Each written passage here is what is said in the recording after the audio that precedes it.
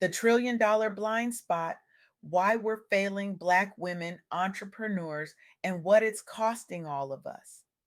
I want to tell you about someone who's changing the world, one conversation at a time. Tierra Miles is not just an advocate, they're a force, a visionary who's reshaping how we think about entrepreneurship, equity, and the systems that decide who gets to rise and who gets left behind. Tierra's work has influenced national policy conversations, it's shaped funding initiatives, it's given voice to thousands of Black women entrepreneurs who've been building empires in the shadows, unseen, underfunded, and underestimated. Today, I'm going to share what Tierra taught me. Because what they reveal doesn't just challenge what we've been told about success and hard work, it exposed a truth so uncomfortable, so economically devastating that we can no longer afford to look away. Let me start with a question. Who do you picture when you think of the fastest growing group of entrepreneurs in North America? Maybe you're imagining tech bros in Silicon Valley, maybe venture backed startups led by Ivy League graduates, maybe polished pitch decks in glass walled boardrooms. Here's the reality: Black women are the fastest growing group of entrepreneurs in North America. In the United States, 17% of Black women are starting new businesses compared to just 10% of white women. In Canada, the story is similar: ambition, innovation, relentless determination. These women are highly educated, deeply committed, building businesses that are growing faster than many of their peers. So, if Black women are leading the entrepreneurial charge, if they're the ones taking the risks, launching the ventures, creating the jobs, then surely they must be receiving their fair share of funding and support, right? Wrong. In Canada, Black women founders receive just 0.2% of all venture capital funding. In the United States, it's 0.3%. Let me say that again because I need you to really hear this: 0.2% in Canada, 0.3% in the United States, not 2%, not even 1%, a fraction so microscopic it barely registers on any scale. Now, if you're like most people, your first instinct might be to rationalize this number. Maybe Black women aren't pitching the right ideas. Maybe they're not networking in the right circles. Maybe they just need to work a little harder, be a little more strategic, polish their presentations a little more. But here's what Tierra Miles helped me understand. And this is the part that should make every single one of us uncomfortable. This funding gap has absolutely nothing to do with talent, ambition, or effort. It has everything to do with systemic barriers, racial and gender bias, and a funding ecosystem that was never, ever designed with Black women in mind. Let me take you inside the numbers for a moment because what the data reveals is staggering and it tells a story we cannot continue to ignore. There was a comprehensive study conducted in Canada. Over 1,500 Black women founders were surveyed about their experiences with funding, growth, and the barriers they faced. 63% of these women had to self fund up to $100,000 just to get their businesses off the ground. 43% could not secure any external funding at all, not a single dollar from investors, not one. And many of these women, they were also navigating crushing student debt. They were single mothers. They were geographically isolated from major business hubs. They were building something extraordinary from absolutely nothing, with no safety net, no venture capital, no angel investors writing checks. And here's what should shake us to our core: these women weren't failing, they were succeeding. Their businesses were growing, their ideas were sound, their execution was strong, their revenue was climbing. But the doors to capital, those doors remained locked, bolted, guarded. So, what's really happening here? Tara Miles pointed me towards something that most people don't want to talk about, something that makes us deeply uncomfortable. Even within women focused entrepreneurial spaces, spaces that are supposed to be inclusive, supportive, and empowering, Black women are still being excluded. They're left out of the networks, the accelerators, the mentorship programs, the funding conversations. The very systems that claim to champion women entrepreneurs are still operating with blind spots so enormous that entire communities of brilliant, capable, driven women remain completely invisible. This isn't just unfair. This isn't just a diversity problem. This is economically catastrophic.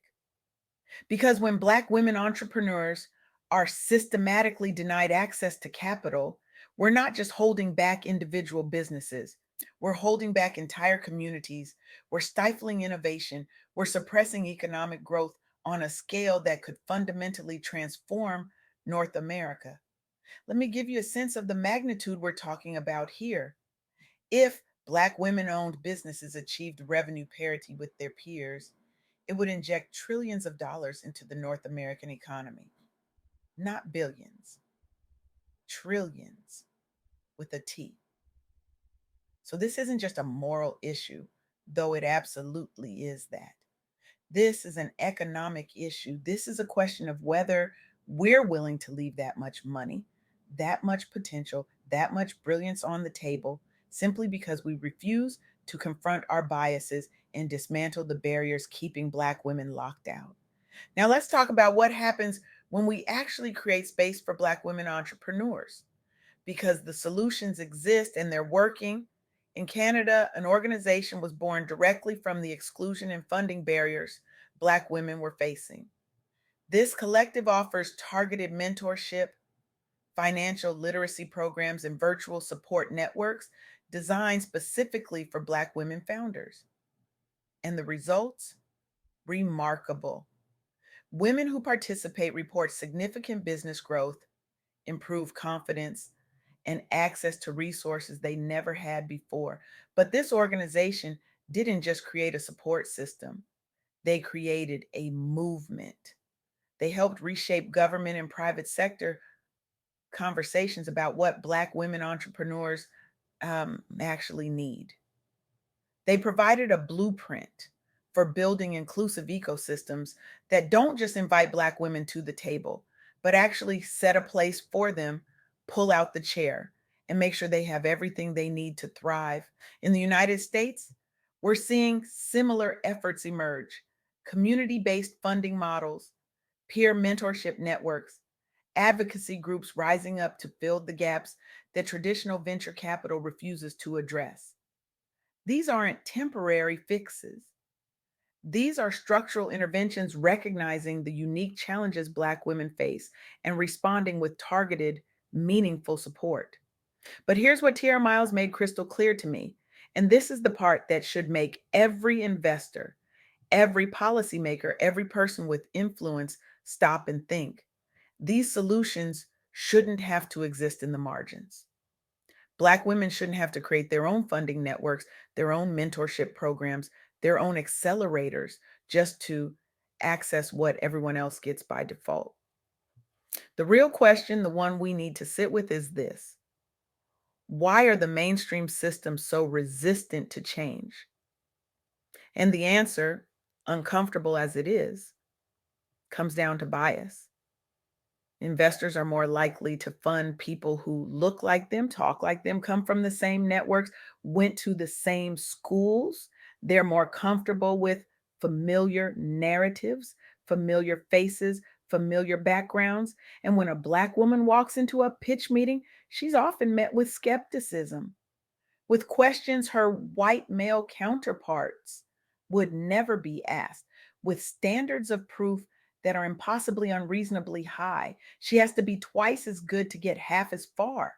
And even then, even when she's brilliant, even when her business model is flawless, even when her growth metrics are undeniable, the odds are still stacked against her. Think about that for a moment. Think about what it means to walk into room after room, pitch after pitch, knowing that no matter how prepared you are, no matter how compelling your vision, The person across the table has already made assumptions about you before you've said a single word. Think about the exhaustion of that, the weight of constantly having to prove your worth, the toll it takes on your spirit, your confidence, your belief in yourself. And then think about the fact that despite all of this, Black women are still starting businesses at the highest rate of any group in North America. That's not just resilience, that's revolutionary. So what does all of this have to do with the soft girl era? Everything, because the soft girl era is about rejecting the lie that we have to work twice as hard, sacrifice twice as much, prove ourselves twice as worthy just to get a seat at a table that was never built for us in the first place.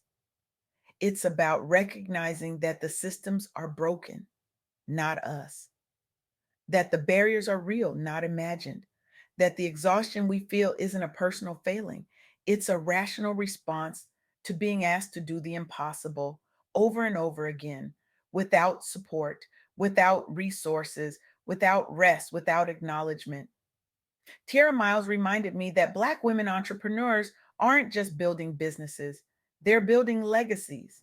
They're creating opportunities for their families, their communities, their daughters. They're rewriting the rules of what's possible. And they're doing it all while navigating a world that constantly tells them they're not enough, that they need to hustle harder, that they need to prove their worth every single day. But here's the truth, and I need you to hear this. They've already proven it. The data proves it. The growth rates prove it. The innovation proves it. The resilience proves it. The revenue proves it. What needs to change is not Black women. What needs to change is the system.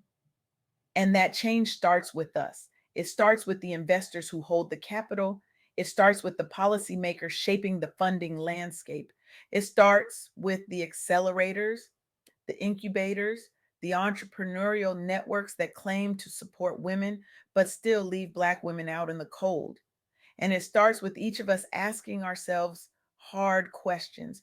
What role am I playing in this? Where am I complicit? Where am I silent? Where am I benefiting from a system that excludes others? Where can I use my influence, my resources, my networks to actually make a difference? Because when we invest in Black women, we're not just doing the right thing. We're doing the smart thing. We're unlocking trillions of dollars in economic potential. We're fueling innovation. We're building a more equitable, more prosperous future for everyone, not just for Black women, for all of us. So here's what I want you to do.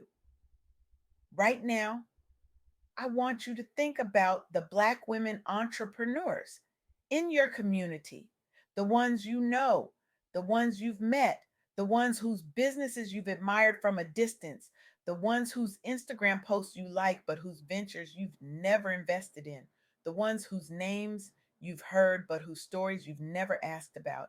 And I want you to ask yourself this: how can I support them? Not tomorrow, not next quarter, not when it's convenient. Today, right now. How can I open a door? How can I make an introduction? How can I invest? How can I mentor? How can I amplify their voice? How can I advocate for them in rooms where they're not present? How can I use my privilege, my access, my platform to dismantle the barriers they face every single day? Because the soft girl era isn't just about rest and softness for ourselves. It's about creating a world where every woman, especially Black women, can build their dreams without having to fight for every single inch of ground, without having to prove their worth 1,000 times over, without having to carry the weight of systemic bias on their shoulders, while also carrying the weight of building a business, raising a family, and holding a community together. It's about saying enough, enough with the barriers, enough with the bias, enough with the excuses, enough with the rationalization, enough with the silence. It's time to fund the brilliance that's already here. It's time to support the women who are already leading. It's time to build a system that works for everyone, not just the privileged few who've always had access. Tierra Miles is doing that work every single day. They're opening doors, they're changing policies, they're shifting narratives, they're creating pathways where none existed before. And today, I'm asking you to join them because the future of entrepreneurship isn't just about who has the best idea. It's about who gets the chance to bring that idea to life. And right now, too many Black women are being denied that chance, not because they're not good enough, but because the system was never designed to see them, value them, or support them.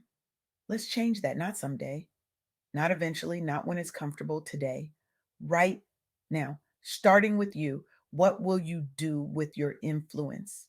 What door will you open? What investment will you make? What introduction will you facilitate? What barrier will you help dismantle? The $1 trillion question isn't whether Black women entrepreneurs deserve support. They've already proven they do. The question is whether we have the courage, the integrity, and the vision to finally give it to them. The answer starts with you.